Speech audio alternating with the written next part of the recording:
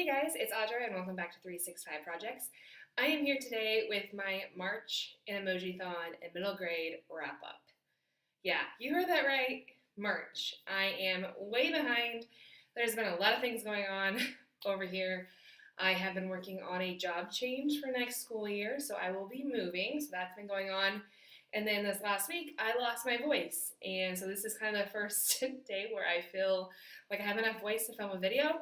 So we need to get caught up on March so we can move into April and May and the end of the school year. Wow, I can't believe it's already that time. So let's get into the books that I read. I will flash up the emojiathon bingo board right here so you can kind of follow along of what I did get read this last March. Yes, March. Okay. I need to catch myself up, obviously. But we are going to talk a lot about some middle grade books because that's what I read the most because it was middle grade March. But they are all fantastic reads, and I hope you stick around because there is one at the end that everybody's been talking about on BookTube, and I would love to hear your thoughts because mine differ than everybody else's. So here we go. Let's get started. The first book that I finished in March was Ghosts by Jason Reynolds, and I listened to this on audiobook, which was a really quick read. I believe it was only like 3.5 hours. This book was so good. I didn't think I was going to be as into it as I was. This is a story about a little boy whose dad actually chases him and his mother out of the house with a gun when he loses his temper one day, and because of that he becomes a runner himself, and he starts to join a track team and he uses it to kind of stay out of trouble at school. And it's a very short story, but there's a lot of impactful moments, and I actually cried while reading this one, which doesn't happen. Thanks, Brady. A whole lot, and it wasn't from the boys part of the story, but his coach's part of the story. It just hit me in the feels for some reason, and I would highly recommend it if you are looking for a short middle grade that is diverse, because it is an African-American story, and yeah, it's just a really great book. There is a second and third book that go along with it. I believe it's from different points of view of other characters, so I can't wait to pick those up next. And yes, I gave that one 5 stars. The next book I picked up was What the Night Sings by Vesper Stamper. This is one I picked up from Barnes & Noble, and I was super excited about. It has beautiful pictures. This is a story of a girl that goes to, I think, Auschwitz in Bergen-Belsen during World War II, the concentration camps, and then it's kind of like her life after they get liberated. And at the beginning of when this first came out, it was kind of a toss-up whether it would be middle grade or YA, and I saw it listed as both at my public library. And this is definitely going to be YA. It's tame for the most part until it starts talking about her period and in a kind of detailed way. There are some moments that I got kind of emotional within like a page span, one of which was when she started to realize what the smoke in the air was at the camp. But it's a good story. It's not what I expected, and I only gave it a 3. But if you're looking for beautiful illustrations, a story about life after the concentration camps, which isn't quite as popular as the survival stories, definitely check this one out. Now this next one is one I had started a long time ago when I was doing chemo, and I stopped it because obviously this is going to have some emotional pull for me. This is The Honest Truth by Dan Geimenhart. I don't know how you say his name. He's a phenomenal writer of middle grade / YA books. And he used to be a teacher. He wrote his first 2 books while he was an elementary teacher, and then he has since became a full-time writer. So The Honest Truth is about a little boy who has cancer, and it has came back, and he realizes that he is going to be really sick. He's starting treatments again, and so he decides to run away and complete one of the things on his bucket list, which is to go up this mountain nearest him. I can't remember the name of the mountain. But it's kind of his journey of running away, and you see his parents' side of the story through his best friend's point of view, because she knows where he went. And it's just kind of, I love the style of it. Like each part tells you like how far he has to go as he gets closer. The people and the characters that he meets along the way are outstanding characters. They really add to the storyline. And the tagline on the back says it all. It's never too late for the adventure of a lifetime. I'm not going to say any more about it.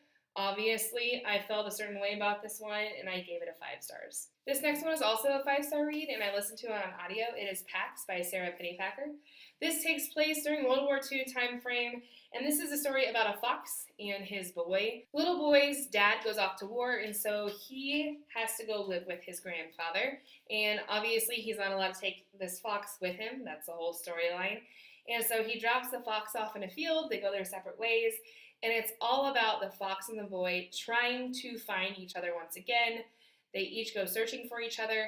The cool thing about this one that really made it a hard-hitting emotional read was that it's from both points of view. So like one chapter is the boy's point of view and the other chapter is the fox's point of view. It is just so good, and I cannot recommend this enough. The next one I also finished on audiobook, and it is Unbound by Anne E. Berg, and I love her novel in verses. This was one I listened to, and so it went super quick in like 3.5 hours. The narrator is one of my favorite narrators for African American literature. She is outstanding, and this is obviously the story of this girl who runs away with her family out of slavery to find freedom after she gets moved into the big house instead of on the plantation with her family. It's just fantastically done, and I cannot recommend this enough if you want historical fiction about slavery and novel in verse. Great one. Thanks, Brady. You feel better? Awesome. Up next is yet another 5-star read. All these middle grade were really good. This is Miss Bigsby's Last Day by John David Anderson. This is one I've been putting off because of the content. It's about a teacher with cancer, and she has to leave the end of the school year early to go get treatment and to have some surgeries done, and so this relates a lot to my life because it's exactly what I did at the end of the year last year. From April 11th through the end of the year, I left to have surgeries done, and so I was scared of this book. I had a kid tell me how it ended, and so I was extremely nervous about that. But this is more about the relationships that teachers have with their students.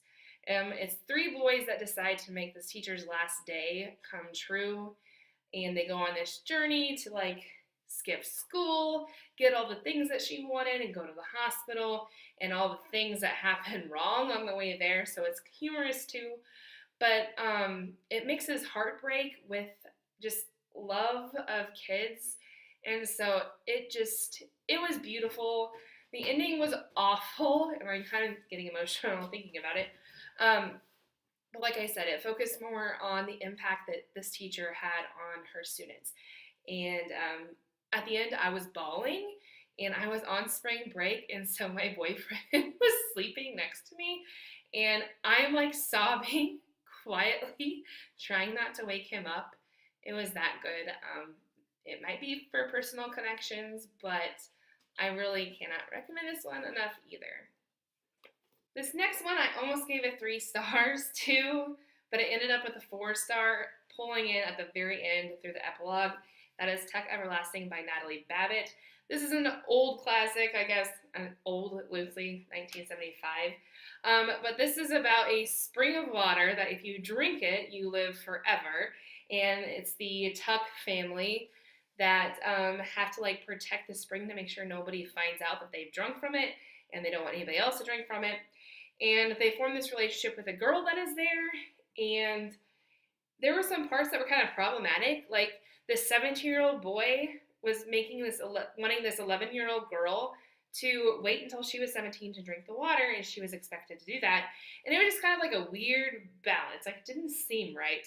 But like I said, the epilogue pulled through at the end, and it was just really touching and pretty cute. And so I ended up giving it a 4-star instead of the 3-star. So that is all the middle grade books. I did finish the last one in audio, and that was The Lair Dreams by Libba Bray. This is number 2 in the Divider series. I am not going to have the popular opinion on this one in particular. The first one I gave 5 stars to. I absolutely loved it. This one, I gave 3.5 stars.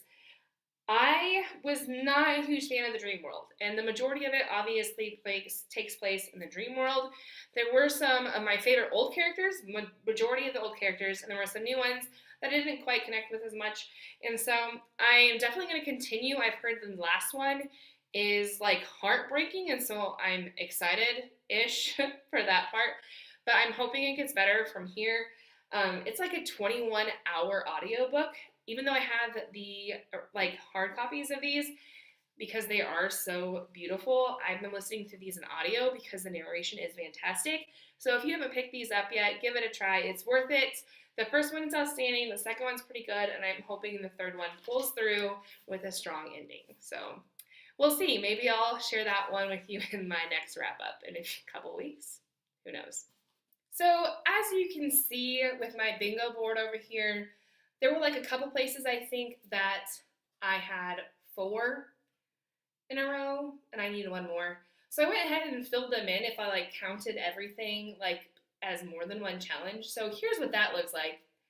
And even with that, I didn't get any. So whatever, I still had a fun time reading, and I read some fantastic books, fantastic middle grade books. Definitely let me know if you've read any of these down below. But basically, that's it for this video. These are the books that I read, and I would love to connect with you down below. Make sure you hit like and subscribe. But until next time, I will talk to you later. Bye, guys.